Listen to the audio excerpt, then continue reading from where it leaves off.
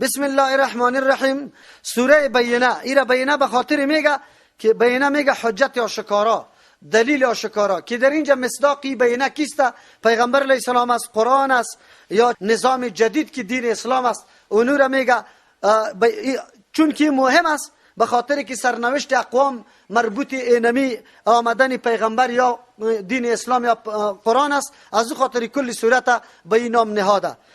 سوره بینه هم صدم سورت است در نزول خود که بعد از سوره طلاق و قبل از سوره حشر نازل شده. از او خاطر از حالات اهل کتاب بحث میکنه که اکثر در سوره های مدنی همین موضوع بیان میشه. و آن چیزی که مناسب شان مسلمان است، خصوصا مسئله نیت که مهمترین چیز در زندگی انسان است، او را الله در اینجا یاد میکنه.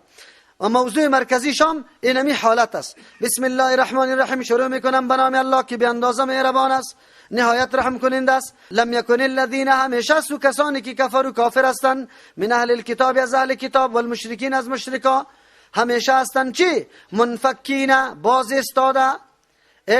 همیشه هستند منفکین، باز استاده از ایمان آوردن، حتی تأتیهم البینه، تا اینکه بیا برشان البینه، حجت آشکارا، که مراد از او پیغمبر یا قرآن کریم است، نظام جدید است. چرا واده کتابای خود دیده بودن که این رقم علامات می داشته باشه، نظام جدید می آید، از او خاطر ما باز رجوع به او می کنیم. از او خاطر اهل کتاب و مشرکین اینمی قسم استاده هستند، ایمان نمیاره.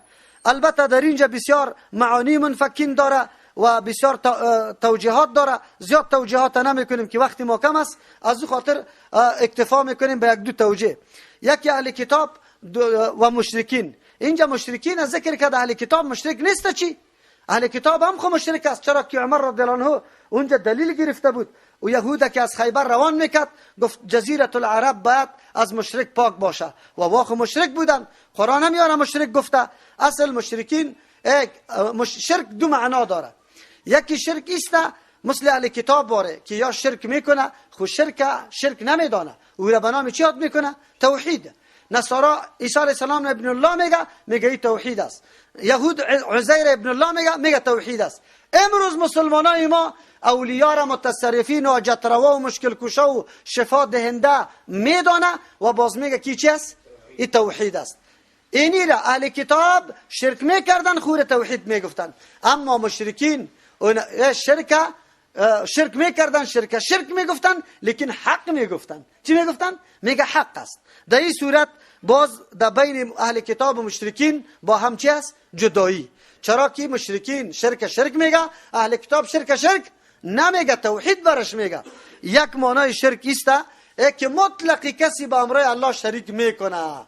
خدا کنه که حق میدانه بگوی، یا شرک میدانه شرک میگه. در این صورت باز فرق در بین اهل کتاب و مشرکین هیچ وجود نداره. از همون خاطر بعضی مردما شبهه را وارد میکنه که این اهل کتاب و مشرک گفته نمیتونیم، باز از اون دلیل میگیره بالای خودشان که واره اهل کتاب که صراحتا ابن الله میگه، شریک نمیگه. خیر ما اگر شیخ عبدالقادر جیلانی را در حاجتهای خود آواز بدیم، ما را چرا مشرک میگه؟ نه، ایو نمو شرکی است که وا میگفتن تو هم اگر این شرک نمیگی، شرک نمیگی، ما تو را به اصطلاح مشرک نمیگیم، خود شرک کرده ای. اگر تو 100 باری خود نام تبدیل و تغییر بدی، خو همون شرک ثمره شرک که محروم شدن از جنت است، سری تو باز مرتب میشه. ولو که نماز بخوانی، روزه بگیری، حج بکنی، هر چیزی که هسته. لم یکن الذین، همیشه هستند کسانی که کفر و کافر هستند، من اهل الکتاب، از اهل کتاب، و المشرکین، از مشرکین، منفکین، باز استاده از ایمان آوردن، ایمان نمیارن، حتی تأتیهم البینه، تا که دلیل واضح حجت آشکارا بیا که او کتاب الله و سنت رسول الله است. آلی دیگه امو کسایی که استحقاق ایمان آوردن نداره، لیاقتش داره، ایمان میاره، چرا که حق واضح شده، دلیل برشان گفته شده. یک توجیه. دوم، لم یکن الذین کفروا من اهل الكتاب والمشرکین، همیشه هستند کسانی که کافر هستند از اهل کتاب والمشرکین، منفکین، جدا نمیشن از شرک و از چی بغض و عداوت و شرک خود یا از موافقت خود. مشرکین و اهل کتاب با هم یکی هستند، موافق هستند علیه مسلمانا، حتی تأتیهم البینه، تا ای که برشان بیاید چیزی واضح. مراد است که اسلام الله ترقی بده بفهمن، اونجا بازیا دست بردار میشن که مخالفت نمیکنه. دوم، لم یکن الذین کفروا، نیست اینمی کسانی که کافر هستند، من اهل الكتاب، از اهل کتاب، ولا المشرکین، نه مشرکا، منفکین هلاک شونده، یعنی هلاک نمیشه، حتی تأتیهم البینه، تا اینکه بیا برشان دلیل و حجت آشکارا که پیغمبر و نظام اسلام است. چرا؟ او زمان فترت بود، اختلاف در بین مردم واقع شده بود، حق و باطل ملتبس و مختلط شده بود، از او خاطر الله یار هلاک نمیکرد تا اینکه عالی دلیل آمد. و کی است؟ رسول، پیغمبر است، من الله، از جانب الله، یتلو که میخوانه، صحفا مطهرتا، مراد از صحف یعنی او ورقایی که قرآن کریم ملائک دو آورده، یا هر ورقی قرآن کریم به نام صحف میگیم، مطهرتا که پاک است، یک کسی برش دست زده نمیتونه، یا سخنای نامناسب و کفر و شرک یا اختلافاتی که مردم در بین خود برپا کرده بودن از او مکمل پاک است. حالی که یا قبول نکنه که رسول آمد بیان واضح کرد، آلی الله هلاکت برشان نصیب میکنه. اما تو رام شد یهود تا او زمانه به امن بود تا که پیغمبر آمد و قبول نکرد، در سرنوشت خود رسیدن. اهل کتاب مشرکین مکه امی قسم عذاب الله نامده بود تا که پیغمبر آمد بیان توحید و عقیده توحید کرد و رای مخالفت در پیش گرفت. اما قسم در جنگای بدر و دیگه جنگ ها از بین رفتن تا او وقت الله برشان یار هلاک نکرده بود. فیها کتب قیمه، فیها اترم صحف مطهره است که در او احکامی است. کتب اینجا به معنای احکام و مضامین و مطالب، قیمتون که خیلی با ارزش است، یا قیمتون احکام و قوانین است، قیمتون که برابر کننده است، راست کننده است. تمام کجی هایی که در ادیان دیگه یا در رسومات مشرکین بوده کلش با هم راست میکنه. سوم ترجمه، قیمتون که محکم است، نسخه تغییر تبدیل دیش آمدن نمیتونه، از او خاطر لایق است که اینطور کتاب آدم امام خود جور کنه، پیشروی خود جور کنه. و ما تفرق الذین، پراگنده نشدن، الذین و کسانی که اوتوا الکتاب برشان کتاب داده شده بود، الا من بعد ما جاءتهم البینه، مگر پس از اینکه آمد برشان البینه، دلیل واضح. قرآن آمد بعد از یا پراگنده شدن. اصلا در اول میگفتن که ما منتظر یک آمدن یک پیغمبر هستیم. مشرکین هنوز میگفت به همراهی از او ما سر شما غالب میم، چرا ما در کتابای علاماتش خواندیم. خو زمانی که پیغمبر آمد اینجا تفرق اختلاف پیدا شد. البته این اختلاف و تفرق از دست علمای شد. معلوم شد که منشأ اختلاف همیشه علم می باشه. اگر علما اتفاق داشته باشه در مسائل بالکل در یک فضای آرام چیست دوستی بشینه، یک مسئله اختلافی باقی نمیمانه، به شرطی که تابعداری از کتاب الله و سنت رسول الله بکنیم. اگر نه که میگم نه ما حنبلیستم تا که نظر امام احمد ابن حنبل نباشه دیگر قبول ندارم، باز اختلاف همینطور باقی است. منشأ اختلاف در هر زمان علماست، در او زمان هم اختلاف کردن، علمایشان مختلف شدن، احکام پرت کردن، نشانه های پیغمبر پنهان میکردن که عوام ایمان نبیاره، چرا دکانداری خودشان خراب نشود. الا من بعد ما جاءتهم البینه، مگر پس از اینکه آمد برشان دلایل واضح. و ما امروا الا لیعبدوا الله، مامور نشده بودن این مردم مگر از اینکه عبادت الله را بکنه. در هر جای که عبادت میآید معنای توحید میده، مگر که به یگانگی پرستش کنه الله را، مخلصین له الدین، که خالص کننده باشه خاص برای الله، الدین نظام، کل نظام منصوب به الله بدانه و به نظام الله خدا تسلیم بکنه. یک معنی.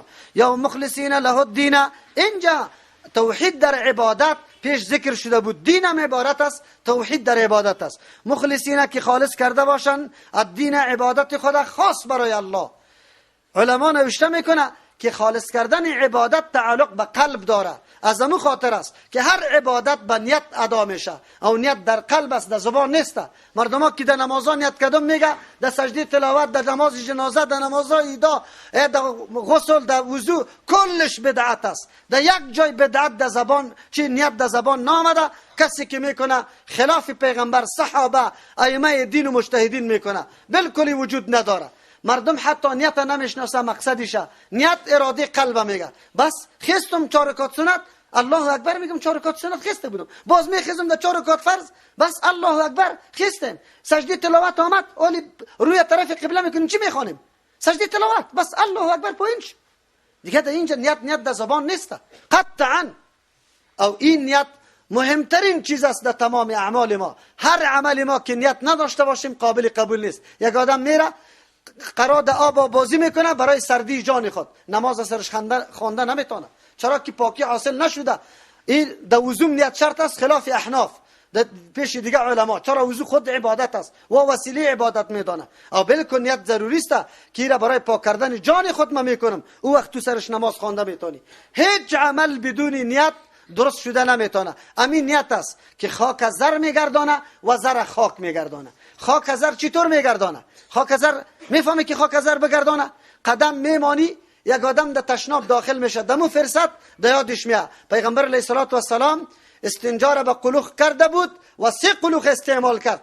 آلی تابیداری پیغمبر کرد، عبادت شد، الله برات ثواب میده، چرا که به نقشه پیغمبر حتی امور زندگی تا پیش بردی. اگر نعوذ بالله مسجد جور کرده ای، اینطور مسجد که در کابل نظیر نداشته باشه، خود صرف نام نوشته کردی که مردم بگه فلانی خان، طلا را چی کرد؟ قطی خاک یکسان کرد. نیت است. یک نیت در یک عمل میکنی 100 نتیجه و چی را میگیری. ترجمه قرآن کریم مردم عقیده را یاد بگیره، مردم سنت را یاد بگیره، مردم در این صحیح شوه. کل نیت ها را بکنیم، در کل نیت ها الله ثواب بر ما میده و الله امیرم میگه. معلوم شد که وجه مشترک در بین اقوام سابقه و امت پیغمبر عقیده چی بود؟ بگوی توحید بود، دعوت به سوی توحید. توحید در کجا؟ در ربوبیت نه، در رب بودن الله را مالک و رب دانستن، رازق دانستن، خالق دانستن. کلگی میگه، کلگی قائل بود. مشرکین مکه قائل بود. اصل نزاع در کجا بود؟ بگوی در توحید عبادت. کسی را قابل عبادت دانستن، این فقط و فقط نزاع در بین انبیاء علیهم السلام و قوم است. امروز هم همیسته. ما میگیم نظر به نام کی باشه؟ الله. دعا از کی طلب شوه؟ مشکل از کی طلب شوه؟ حاجت از کی طلب شوه؟ نماز برای کی خوانده شوه؟ تلاوت برای کی شوه؟ خب مردم میگن نه، در اینجا دیگه هم حصه داره، قبرام حصه داره، اولیام حصه داره، مردام حصه داره. ما به نام از او خوانده را هستیم، در وقت مشکلات برش آواز میدیم. اینی نزاع بود و قرآن ما را میگه که یا مامور به این گپ بود، امروز هم همی امر است. حنفا، یکی یا حنیف باشن. حنیف 2 جز داره، مکمل روگردان است تمام مفکوره آیین روش چی؟ غیر اسلام. از اسلام، از توحید دیگه هر قدر روش هاست از اون مایل باشی. دوم جزش پخته بودن، محکم بودن به عقیده. از امو خاطر ابراهیم خلیل الله هم از تمام ادیان میل به سوی اسلام کرده بود و هم محکم بود که در آتش هم انداخته شد، از عقیده خود چی کرد؟ نگشت. او کس بری خود حنیف بگوید که 2 جزء پره کنه و بعضی معنایش فطری موحد میکنه. کسی که در فطرت موحد است از اول مبارزه قطع شرک داره، اینی را میگه حنیف. میگه و یقیم الصلاه، مامور شده بودن که اقامه کنه، درست برابر کنه نماز. ادای نماز نه، اقامت نماز به اون شکل بخونه که دارای خشوع باشه، رعایت سنن مستحبات. خلاصه مکمل نقش پیغمبر در نماز خود بالکل پیاده کنه. و یؤتوا الزکات، بدهد زکات، با الله رشته خود قائم کنه توسط نماز، با مخلوق الله رشته خود قائم کنه توسط زکات. و ذالک دین القیمه، اینمی چیزا که ذکر شد دین القیمه، این راهی است. دین اینجا به معنای راه، قیمتن که بالکل مستقیم است، کجی و کوریده و دیده نمیشه. دوم ترجمه و ذالک، این مضمون یکتا پرستی الله است، قائم کردن نماز، دادن زکات او مکمل اختلاف نباشه. دین القیمه نظامی است، القیمتی که بسیار پایدار محکم است. چرا؟ استوار به دلیل است، محکم شده به موافقت انبیاء علیهم السلام. انبیاء علیهم السلام کلش اینمی نظریه را داشت، آلی هم امطور باقی مانده. ان الذين كفروا، یقینا کسانی که انکار میکنه از این طور نظام، من اهل الكتاب، از اهل کتاب، والمشرکین، از مشرکا، از اهل مکه، فی نار جهنم، جایشان در نار جهنم است، خالدین فیها، همیشه در اونجا. پس آلی که بعضی میایه یهودیت و نصرانیت که کشیده، هر کس که رای الله را میگیره اونمو در جنت میره. دروغ میگه. قرآن میگه اهل کتاب خدا میگه یهود و نصارا تا که این نظام محمدی را قبول نکنه صلی الله علیه و سلم، او آدم جنت نصیبش نمیشه. اولئک هم شر البریه، این مردم بدترین مخلوقات است.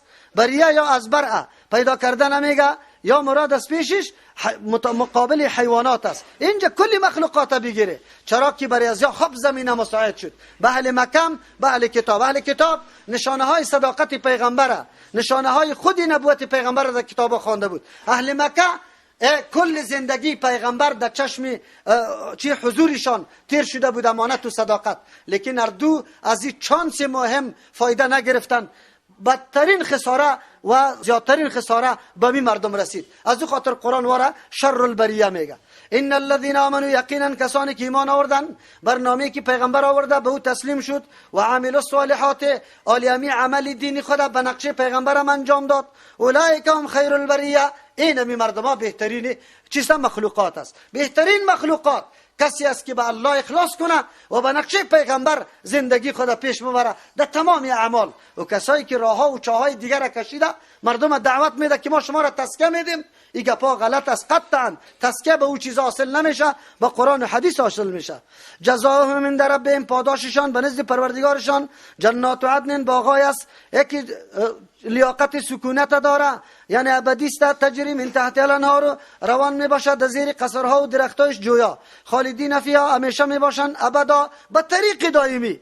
رضی الله عنهم، الله از یا راضی است. چرا راضی است؟ چرا که کل زندگی خود تسلیم نظامی کی کرده بود؟ الله متر صفت نصیب ما بکنه. ذالک لمن خشی ربه که وردور عنه، و یا از الله راضی شدن. چرا راضی شدن؟ نعمتایی دادن که دیگه یک خواهش برای از یا باقی نمانده. ذالک لمن خشی ربه، این وعده الله برای کسی است که خشیت از الله داره. خشیت از الله علم به اوصاف الله است. الله را که نشناختی، صفاتای الله را نشناسی، خشیت در قلبت پیدا نمیشه.